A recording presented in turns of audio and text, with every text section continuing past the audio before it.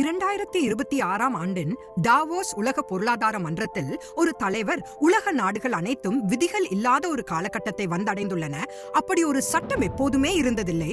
ஆனாலும் பெரும்பாலான நாடுகள் அது இருப்பது போல பாசாங்கு செய்தன என்று குறிப்பிட்டார். அப்படி என்றால் உலகம் இப்போது குழப்பத்தில் இருக்கின்றதா? கடைசி காலத்தில் பாவ மனுஷன் தோன்றுவான் என்று பவுல் எச்சரித்துள்ளார். 7 ஆண்டுகள் மிகுந்த உபத்திரவ காலத்தில் இந்த உலகத்தை ஆளப்போகும் அந்தி கிறிஸ்துவையே குறிக்கிறது. அப்போஸ்தலனாகிய யோவானும் அந்தி கிறிஸ்துவின் ஆவி ஏற்கனவே உலகத்தில் கிரியை செய்கிறது என்று எழுதியுள்ளார். அந்தி கிறிஸ்துவின் ஆவி என்பது சட்டமாக நிலைநாட்டப்பட்ட காரியங்களுக்கு எதிராக கலகம் செய்வதாகும். இது பாவ மனுஷன் என்று அழைக்கப்படும் ஒரு நபரின் மூலமாக வெளிப்படும் சாத்தானின் உச்சக்கட்ட ஆளுகையாகும். அவன் ஒரு ரோபோவோ அல்லது செயற்கை நுண்ணறிவின் தயாரிப்போ அல்ல.